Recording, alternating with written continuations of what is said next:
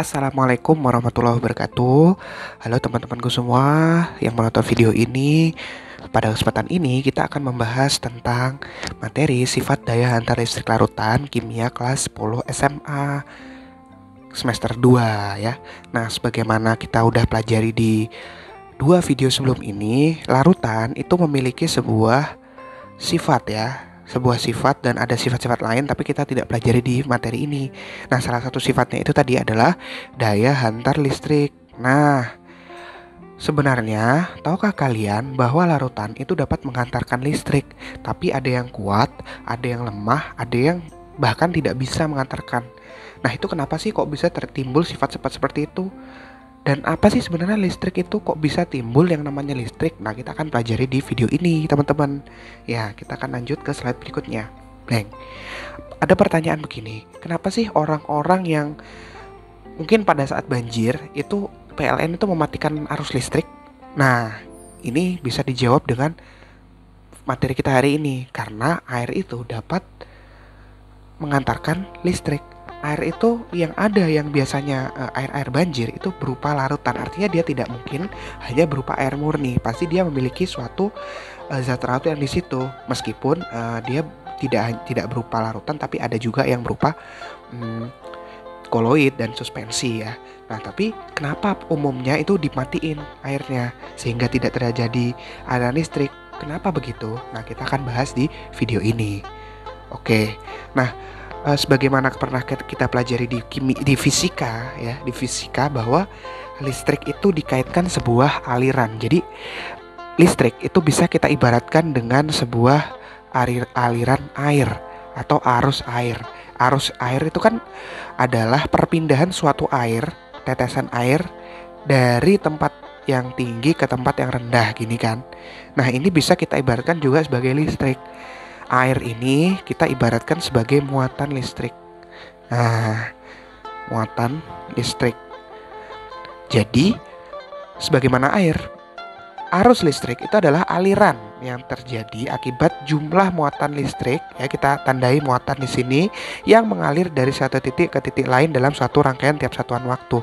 Muatan itu apa sih, Kak? Nah, muatan itu sebenarnya sebuah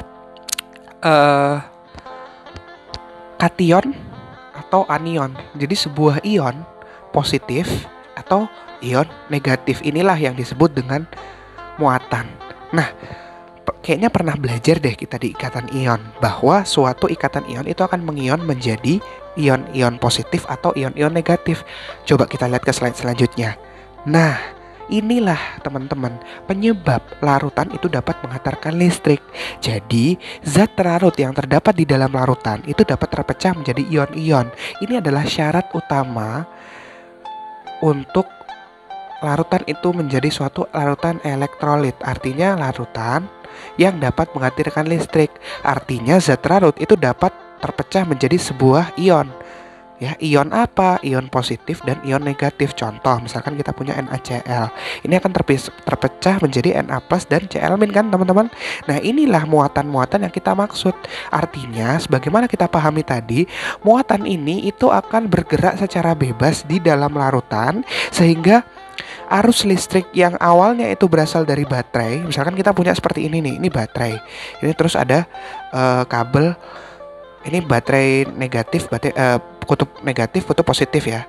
Kan kalian tahu ya, baterai itu ada kutub negatif sama positif. Nah, misalkan baterai ini arusnya akan mengalir kan dari baterai ke air. Nah, karena di sini itu terdapat ion-ion ya, maka ion ini akan bergerak secara bebas menangkap muatan listrik yang dari sini, sehingga ion-ionnya ini akan bermuatan listrik yang kuat, sehingga larutan ini dapat menghantarkan listrik dari suatu titik ke titik lain karena adanya pergerakan bebas ion-ion tadi. Nah, inilah teman-teman, ingat kembali bahwa syarat utama larutan itu dapat menghantarkan listrik itu adalah zat larut itu bisa terpecah menjadi ion-ion atau bisa mengandung muatan listrik. Kalau di dalam ini tidak ada, maka tidak bisa terjadi namanya aliran listrik di dalam larutan, itu tidak akan bisa ya. Jadi kira-kira seperti ini untuk pendahuluan kenapa larutan itu dapat mengantarkan listrik. Nanti kita akan pelajari jenis-jenis larutan yang mengantarkan listrik, tapi di video selanjutnya ya. Nah, gitu. Jenis-jenisnya apa? Tergantung dengan syarat utama kita tadi. Jadi kita akan kembalikan. Kalian harus paham ini dulu, baru kita akan belajar apa saja yang dapat mengantarkan listrik. Nah, kira-kira seperti itu. Semoga dapat dimengerti. Terima kasih. Wassalamualaikum warahmatullahi wabarakatuh.